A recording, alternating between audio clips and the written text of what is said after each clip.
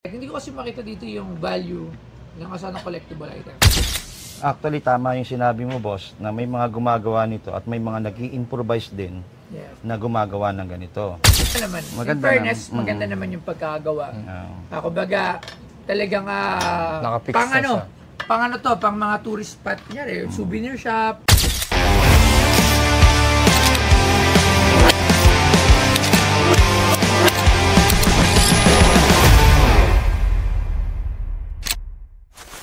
Magandang hapon po, sir. Ano ba pangalan nila? Ryan. Ryan. Taga saan po si Ryan? Tondo, sir. District 1. Oh, Tondo, District 1. Alright. So, sa Tondo? Bilasi, sir. Oh, Velasquez. Oh, malapit lang, ha? Ayan, sir. Ano man yung dala mo sa amin? Kalesa. Kalesa na saraw yung kabayo.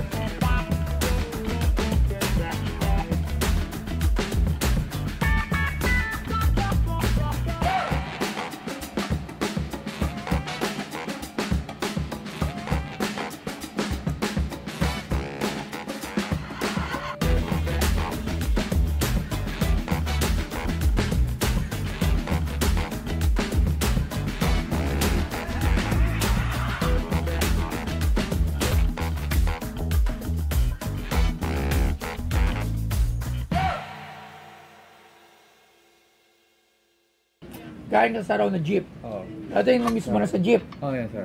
Yan yung mismong nasa jeep. Yung mga sa ibabaw. Oo, sa ibabaw. Ano ba ito? Aluminum? Ano yata? Sink. Zinc. Ayun, di pala aluminum. Zinc. Tapos ito, ang kalesa. Ano lang, sir? Kahoy. Ano yun?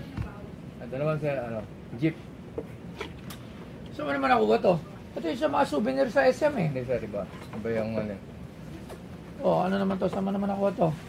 Sa mga lumang bahay lang din. Minsan kasi nagpipiking ako. Educational items. Ito nga yung mga nabibili. Nabibili natin to for display at nakalaging educational items. So, until now, meron pa rin yung mga ganito. Okay, so magkano mo naman ito binibenta dito? Sir, ito, mga... Alam mo ba na ang CK Teco ay kinikilala na isa sa pinakamagaling pagdating sa biometric recognition technology sa buong mundo. Ang kanilang mga cutting-edge solution at may kasamang smart entrance management, identity authentication, at innovative office automation. Nakasalukuyang ginagamit sa mga public services, business at iba pa sa buong Pilipinas.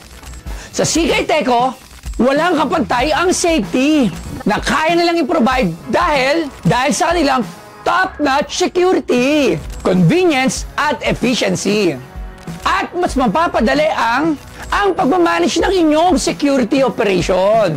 Lagi niyo tatandaan na sa CK Teco ang future ng smart security dito sa Pilipinas. Lagi niyo tatandaan. Si Toy Tumamen.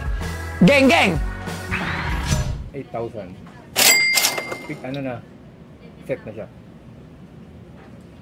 Sino gumawa nito? Nabili ko kasi, sir, ganyan na lang. Nakaka-display. May mga po. Alikabo kasi naka-display lang siya. Itong jeep. Kasama 8,000 lahat. Hindi. Etong jeep, asking ko yan 5,000. Mahal.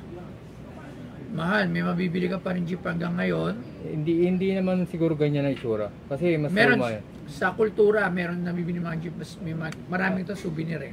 Sa mga airport. Sa kultura kasi iba yung itsura, hindi yung ganyang ano. Kasi yung sa kultura gold. Hindi, pero patented niya yun. o nga, still nga, ang ano kasi nito is for souvenir lang. Ang intention nito, ang intended tong mga ganito is for souvenir item lang na nabibili. Kumbaga, it's not a collector item. Kasi nga, souvenir lang siya. Maganda pa nito kung yung prototype na mismo na galing sa Saraw. Kunyari, Saraw made, meron yan eh, prototype. So, yun, yung mga ganun something. Pero kasi ito, nabibili mo to dati, at hanggang ngayon may nabibili pa, hindi nga lang exact same model, pero at least, meron ka pa rin nabibili. Yun kasi yung, ano doon eh. Tulad ito, hindi mo alam, ano bang year to? Wala. Oo.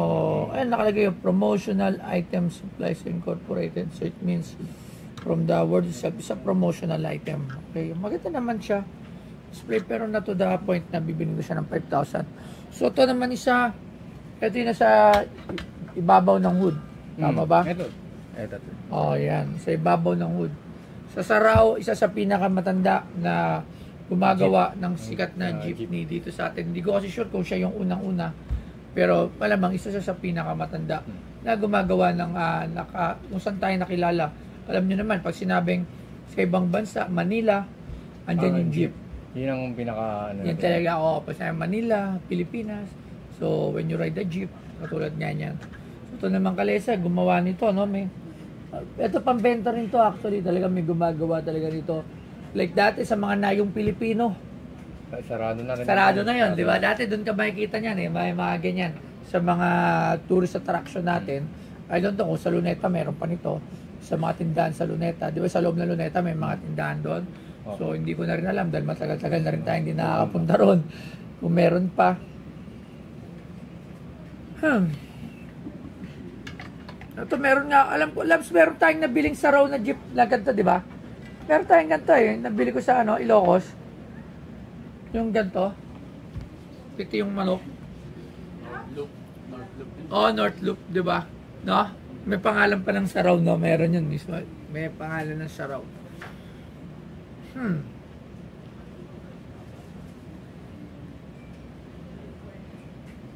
Kasi sa akin, hindi ito collectibles eh. Para sa akin eh.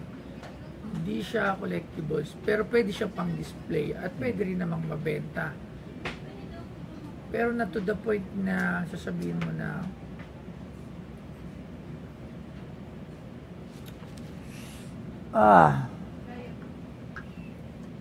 siguro bot? Hindi. Hindi talaga eh. Sige. Tawagan natin isang expert kasi papasok din naman to sa souvenir at sa mga toys. Tawagan natin walang iba kundi si Sir Mike Kuting Pagulayan. Ay, Lion pala. Nagkamali kanina. Lion, ba't naging Kuting? Alright. Sir Mike, ito kasi, hindi ko alam kung tama ako sa aking sa pantaha. Kasi mga promotional ito, marami pa nabibili ngayon. Iba na nga lang modelo, syempre. Ito naman, may mga gumagawa lang nito. Ito ito nanggaling sa jeep ng Saraw. Alright, hindi ko kasi makita dito yung value ng kasama ng collectible item. Okay. Kasi sa tingin ko meron pa rin ito. Meron pa rin naman. Meron pa rin nagawa niya. And kumbaga talaga nabibili mo. Tama ba? So, enlighten us. Umpisahan muna natin dito sa Kalesa. Actually, tama yung sinabi mo, boss, na may mga gumagawa nito at may mga nag-i-improvise din na gumagawa ng ganito.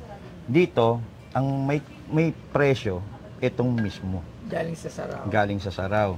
Usually, mga ganitong binebenta ng mga Pero ako nabili niya, di ba? Kabayo. Ng Ilocos. Mga around 1,000 to 1,500. Ganun nga, Yan ang presyo niyan. Ayan. So, siguro, given ito, na may gumawa naman nito. Ganda naman. Maganda In fairness, maganda naman yung pagkakagawa. Kumbaga, talagang Nakapix pang na ano, siya. pang ano to, pang mga tourist spot. Kunyari, souvenir shop. Kunyari, may foreigner. Kunyari ako, first time ko nakapunta ng Manila. May pera ako, wow, what's that? It's diba? So, pwedeng bilhin. Okay. So, ito naman, sir. Miniature. Oh, mukha pa ng saraw, oh. Mukha ba ng saraw? Kasi ang pinakaano yung kabayo. Yan yung mga trademark ng saraw.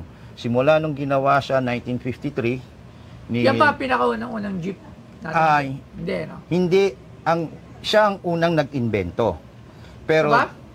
pero before yung World War II, may mga naiwan dito sa atin ng mga kotse ng mga mga jeep na talaga. jeep ng Amerikano, yun yung Willys.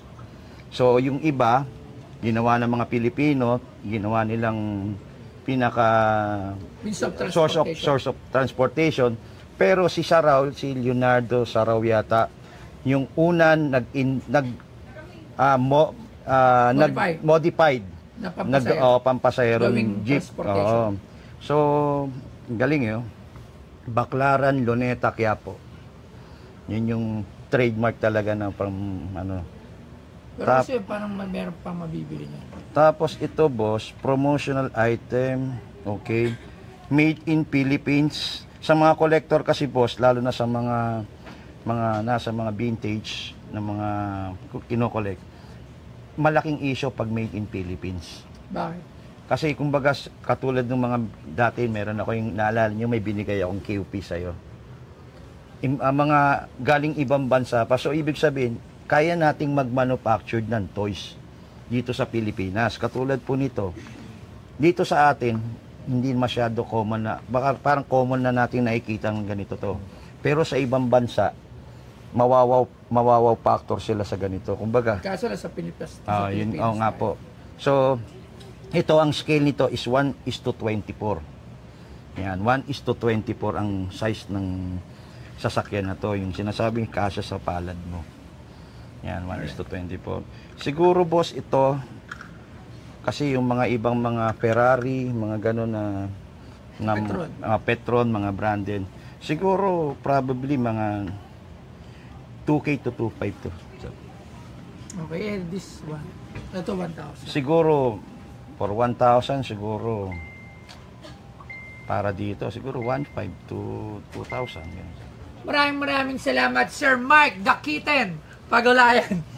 Laging Dakiten na. Biglang bumaba. Hindi, napagod na tayo. Thank you po, thank you. Pagod na ako kaya Dakiten na. Alright. Mike.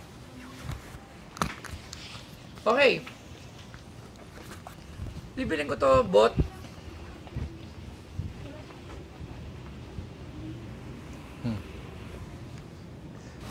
$3,000. Mga 4 siguro. Dalawa, vote na. 3,500. 3-8. 3,700. 3-8. 3,800 deal. Maraming salamat. Punta sa office para sa bayaran at sa proper documentation. Thank you very much. Pan-display ko lang to. Talaga, malay mo, may pumunta mga foreigner. Oh, what's that? That's a motherfucking Jeep. Oh. Motherfucking J-double-E-P. Jeep. Oh, story naman, man. Gang. Postoyo, salamat sa naging deal natin. Maraming salamat.